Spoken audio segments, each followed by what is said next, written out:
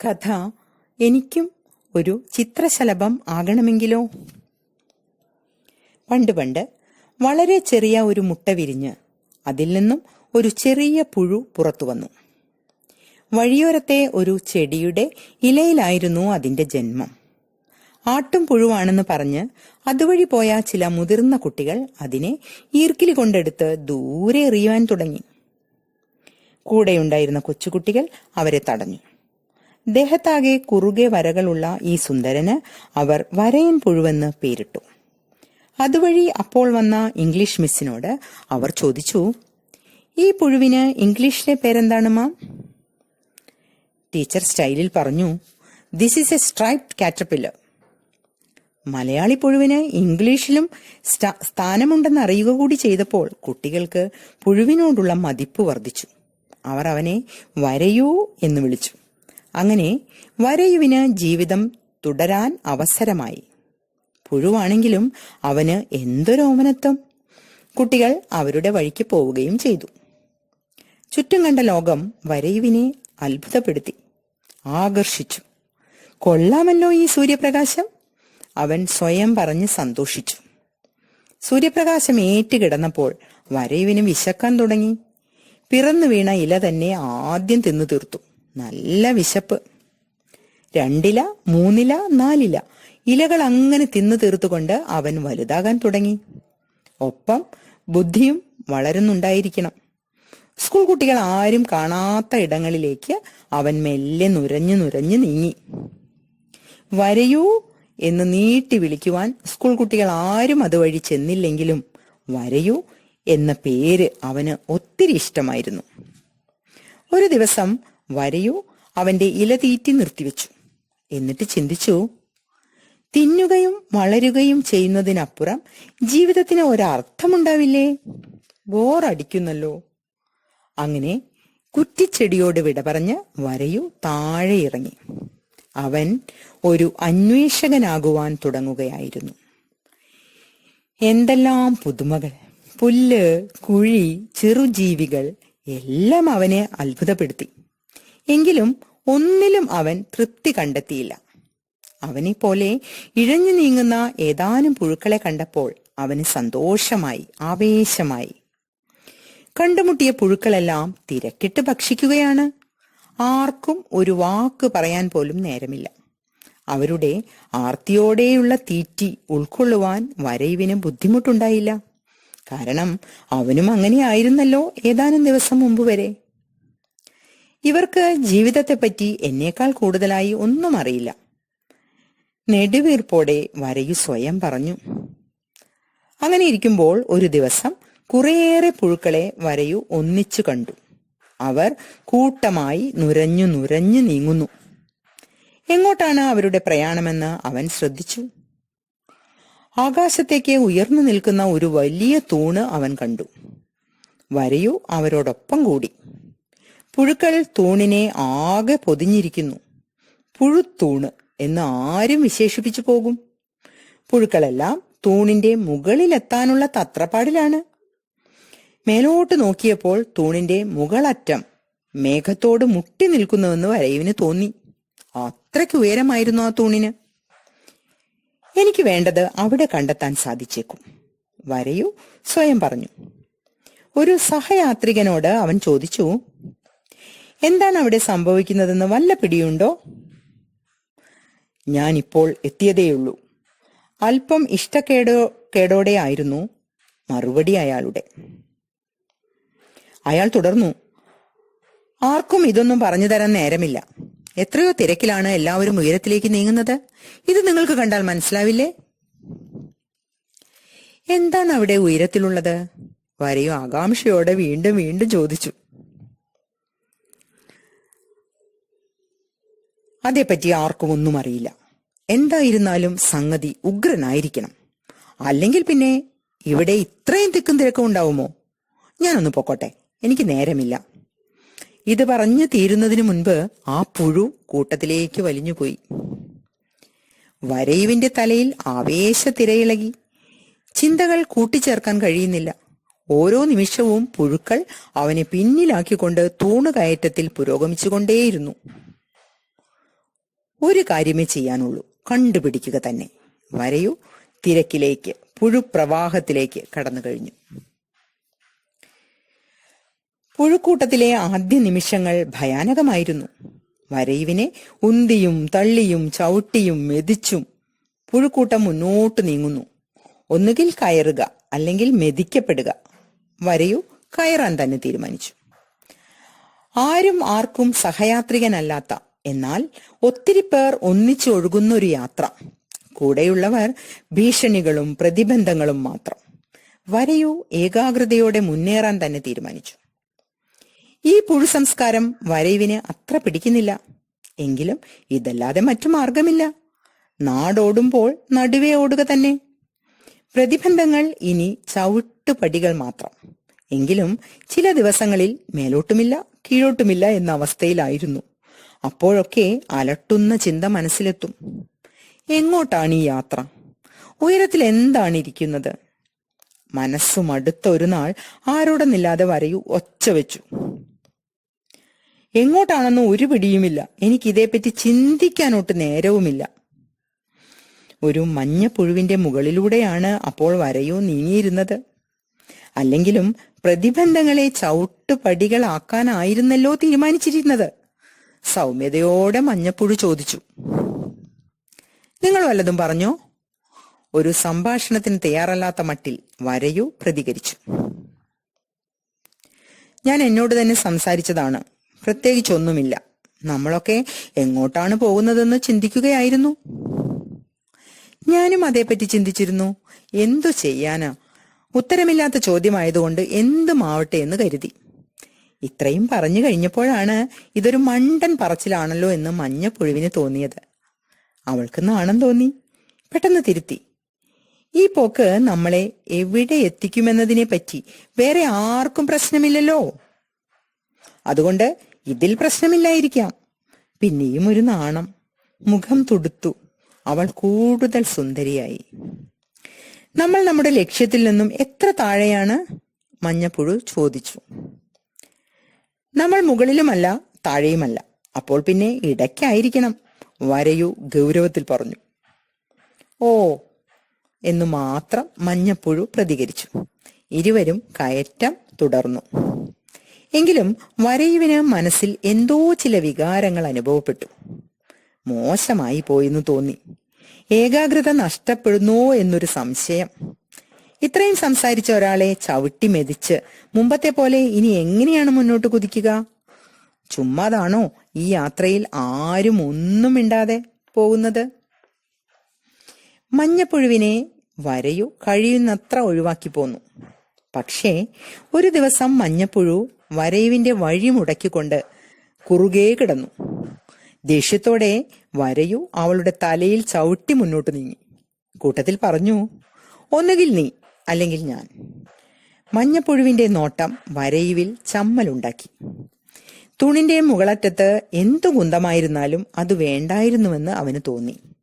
അതുകൊണ്ടാണ് മഞ്ഞയുടെ മുകളിൽ നിന്നും മാറിയ ഉടനെ അവൻ സോറി പറഞ്ഞത്. മഞ്ഞപ്പുഴുവിന് കരച്ചിൽ വന്നു.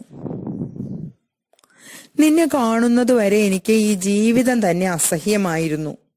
കരച്ചിലിനിടെ അവൾ പറഞ്ഞൊപ്പിച്ചു. എന്റെ ഹൃദയം ഇപ്പോഴും നമ്മുടെ ആദ്യത്തെ കൂടിക്കാഴ്ചയിൽ ഉടക്കി നിൽക്കുന്നത് പോലെ. എന്തു ചെയ്യണമെന്ന് എനിക്ക് അറിയില്ല, അവൾ തുടർന്നു.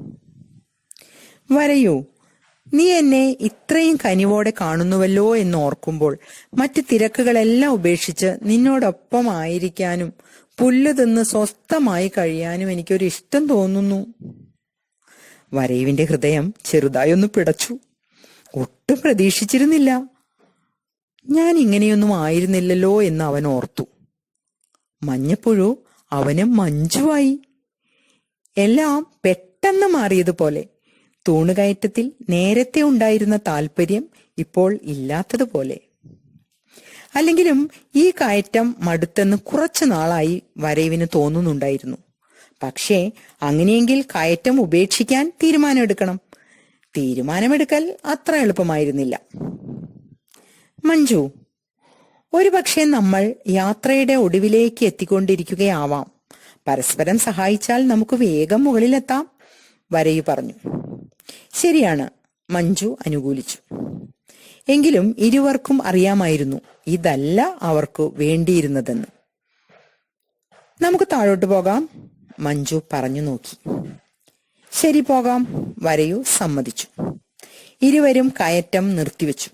പുഴുക്കളുടെ കൂട്ടം ഇവരുടെ മുകളിലൂടെ ഇരച്ചു കയറിയപ്പോൾ എങ്ങനെ ചെറുത്തു നിൽക്കുമെന്നത് പ്രശ്നമായി.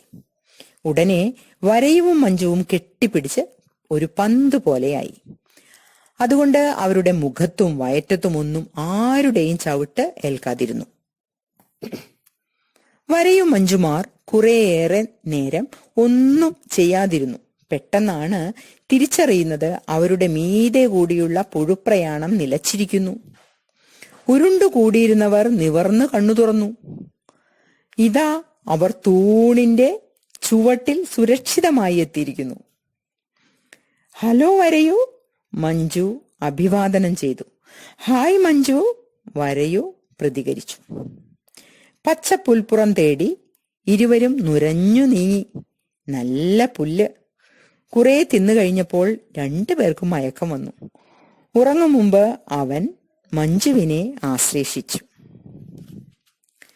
അങ്ങനെ വരയുവും മഞ്ജുവും പുൽപ്പുറത്തായി. അവർ പുല്ലു തിന്നു, കൊഴുത്തു, സ്നേഹിച്ചു. ഉന്തും തള്ളും തിക്കും തിരക്കുമില്ലാത്ത ഈ ജീവിതം എത്രയോ സുന്ദരം. സ്വർഗം താണിറങ്ങി വന്നതോ, അത്തരം ഒരു പ്രതീതിയായിരുന്നു രണ്ടുപേർക്കും. എങ്കിലും കുറെ കഴിഞ്ഞപ്പോൾ എല്ലാം ബോറടിയായി തുടങ്ങി. കെട്ടിപ്പിടുത്തം പോലും ബോറടി. ഇരു പുഴുക്കൾക്കും പരസ്പരം നന്നേ അറിയാം. ദേഹത്തെ മറുകുകൾ പോലും അറിയാം. ഇനി ഒന്നും അറിയാനില്ല. വരയുവിന് വീണ്ടും ഒരു വിചാരം. ജീവിതം ഇത്രയുമൊക്കെ ഉള്ളോ? മഞ്ജു ബുദ്ധിമതിയാണ്. വരയുവിന്റെ അസ്വസ്ഥത അവൻ പറയും മുമ്പേ അവൾ മനസ്സിലാക്കിയിരുന്നു. അവനെ കൂടുതൽ സന്തോഷിപ്പിക്കുവാനും കൂടെ നിർത്തുവാനും അവൾ ശ്രമിച്ചു. ഓർത്തു നോക്കിക്കേ, ഭ്രാന്ത് പിടിപ്പിക്കുന്ന ആ ബഹളത്തിൽ നിന്നും മാറി കഴിയുന്നത് തന്നെ എത്രയോ നല്ലത്. മഞ്ജു അവളുടെ നിലപാട് വ്യക്തമാക്കുകയായിരുന്നു. എന്നാലും ഇത്രയും മല ചവിട്ടിയ നമ്മൾ അങ്ങ് മുകളിൽ എന്താണെന്ന് അറിഞ്ഞില്ലല്ലോ. ഒരു പക്ഷേ നമ്മൾ തിരിച്ചു പോരാൻ പാടില്ലായിരുന്നു. നമ്മളിപ്പോൾ വിശ്രമം കഴിഞ്ഞ് ഊർജം വീണ്ടെടുത്തല്ലോ. നമുക്ക് തിരിച്ചു പോയാലോ? വരയു പറഞ്ഞു. എന്റെ വരയു, നമുക്കത് വേണ്ട, പ്ലീസ്. നമ്മളൊരു കുടുംബമായി. നമ്മൾ പരസ്പരം സ്നേഹത്തിലാണ് ഇപ്പോൾ കഴിയുന്നത്. എന്തൊരു സമാധാനം. ഇതൊക്കെ മതി നമുക്ക്. ഒറ്റപ്പെട്ട ആ കയറ്റക്കാരേക്കാൾ എത്രയോ ഭാഗ്യവാന്മാരാണ് നമ്മൾ, മഞ്ജു പറഞ്ഞു. മഞ്ജുവിന് നല്ല ഉറപ്പ്. ക്രമേണ അവൾ വരയുവിനെയും ബോധ്യപ്പെടുത്തിയെടുത്തു. പക്ഷേ ഏറെ കാലം നീണ്ടില്ല ആ തീരുമാനം. വരയുവിന് തൂണ് കയറുവാനുള്ള ആഗ്രഹം തീവ്രമായി കൊണ്ടിരുന്നു. അവന്റെ ഭാവനയിൽ തൂണ് നിറഞ്ഞു നിന്നു. തൂണിന്റെ ചുവട്ടിൽ അവൻ പലതവണ വലം വെച്ചു. മേലോട്ട് നോക്കുമ്പോഴൊക്കെ തൂണിന്റെ മുകളറ്റം മേഘാവൃതം. അങ്ങനെ ഇരിക്കെ ഒരു ദിവസം അപ്രതീക്ഷിതമായ ഒരു സംഭവം ഉണ്ടായി. തൂണിന്റെ ചുവട്ടിൽ 3 പുഴുക്കൾ വീണ് കിടക്കുന്നു. വീഴ്ചയുടെ ആഘാതത്തിൽ 2 പുഴുക്കൾ ചത്തു കഴിഞ്ഞിരുന്നു. മൂന്നാമത്തവൻ കിടന്നു പുളയുന്നു. എന്തുപറ്റി പറയൂ, എന്ത് സഹായമാണ് വേണ്ടത്? വരയു ചോദിച്ചു. വേദന കൊണ്ട് പുളയുന്ന പുഴു ഏതാനും വാക്കുകൾ മാത്രം പറഞ്ഞു. അത്രയ്ക്ക് അവശതയായിരുന്നു അവന്. തൂണിന്റെ മുകളറ്റം അത് ചിത്രശലഭം മാത്രമേ കാണൂ. ഈ വാക്കുകൾ ആ പുഴുവിന്റെ അന്ത്യവചനങ്ങളായിരുന്നു. ജീവിതം എന്നെ എന്തു പഠിപ്പിച്ചുവെന്ന ചോദ്യത്തിന് മറുപടി പോലെ. വരയു പതുക്കെ നുരഞ്ഞ് മഞ്ജുവിന്റെ അടുത്തെത്തി. കണ്ടതും കേട്ടതും ഒക്കെ അവൻ അവളുമായി പങ്കുവച്ചു. വിവരണം കഴിഞ്ഞപ്പോൾ ഇരുവരും നിശബ്ദരായി. ഗൗരവ ചിന്തയിലായി രണ്ടുപേർക്കും. എന്തായിരുന്നിരിക്കാം മരിച്ചുകൊണ്ടിരുന്ന ആ പുഴു പറഞ്ഞു തന്നത്? മരിച്ച ഇവർ 3 പേരും മുകളറ്റം കണ്ടവരാണോ? ചിത്രശലഭങ്ങൾ മാത്രമേ അവിടം കാണുകയുള്ളൂ. പുഴുക്കളായ നമ്മൾ കാണില്ല. ഇതെന്തൊരു ന്യായം? ഇവർ 3 പേരും മുകളറ്റം കണ്ടവരാണോ? അവർ കണ്ടത് നമ്മൾ കാണേണ്ട എന്നാണോ ഇനി അവർ പറഞ്ഞിരിക്കുക? എന്തായിരിക്കാം അവർ കണ്ടത്? സംശയങ്ങൾക്ക് അന്തമില്ല. വരയുവിന്റെ ആകാംക്ഷ കുതിച്ചുയർന്നു. ഒടുവിൽ അവന്റെ തീരുമാനം അവൻ അറിയിച്ചു. എനിക്കിതറിയണം. ഞാൻ പോവുക തന്നെ ചെയ്യും. തൂണിന്റെ മുകളറ്റത്തെ രഹസ്യം എനിക്കറിയണം. അറിഞ്ഞേ തീരൂ. എന്നിട്ട് മൃദുലമായി അവൻ ചോദിച്ചു, മഞ്ജു, എനിക്ക് തുണയായി നീയും വരില്ലേ? മഞ്ജുവിന്റെ മനസ്സിലെ സംഘട്ടനം ശക്തമായി. അവൾക്ക് വരയുവിനെ അത്രയ്ക്കിഷ്ടമാണ്. അവന്റെ കൂടെ ആയിരിക്കാനും ഇഷ്ടമാണ്. അവന്റെ ജീവിത വിജയത്തിന്റെ സഹശില്പിയാകണമെന്നും അവൾക്കുണ്ട്. പക്ഷേ ഈ തൂണ് കയറ്റം, അതിൽ ഇത്ര വലിയ കാര്യം വല്ലതുമുണ്ടോ? ഈ സംശയം അവളെ പിറകോട്ട് പിടിക്കുന്നു. മഞ്ജുവിന് കുറെ വ്യക്തത ഇക്കഴിഞ്ഞ ദിവസങ്ങളിലെ അനുഭവങ്ങളിൽ നിന്ന് കിട്ടിയിരുന്നു. അതായത്, അവൾക്കും ഉണരണം, എഴുന്നേൽക്കണം. നുരഞ്ഞു നീങ്ങുന്ന, ഇഴയുന്ന ഈ ജീവിതം പോരാ. തറയോട് വിട പറയണം. എങ്കിലേ തറവിട്ട് ഉയരൂ. ഇതൊക്കെ അവൾക്കറിയാം. വാസ്തവത്തിൽ വരയുവിന്റെ ചങ്കുറപ്പ് മഞ്ജുവിനെ കുഴയ്ക്കുകയായിരുന്നു. അവനോട് യോജിക്കാൻ പ്രയാസം. അതേസമയം ഞാനൊരു വിഡ്ഢി എന്ന വിചാരവും അവളിൽ ശക്തമായിട്ടുണ്ട്. കാരണം വരയുവിന്റെ യുക്തിക്ക് സ്വീകാര്യമാകുന്ന രീതിയിൽ ചിന്തകൾ അവതരിപ്പിക്കാൻ മഞ്ജുവിന് സാധിക്കുന്നില്ല. എങ്കിലും ഒടുവിൽ അവൾ എത്തിച്ചേർന്നു. തനിക്ക് വിശ്വാസമില്ലാത്ത നടപടിക്ക് തുനിയുന്നതിനേക്കാൾ ഭേദം അനിശ്ചിതത്വത്തിൽ കഴിയുന്നതാണ്. എങ്ങനെ ഇത് പറഞ്ഞു പിടിപ്പിക്കണമെന്ന് അവൾക്കറിയില്ല. എന്താണ് ചെയ്യുക? ഒത്തിരി സ്നേഹമാണെന്നത് ശരിയാണ്. വരയു അവന്റെ പ്രയാണം തുടരാൻ തന്നെ തീരുമാനിച്ചു. അവളെ വിട്ട് അവൻ മുന്നോട്ടു പോയി.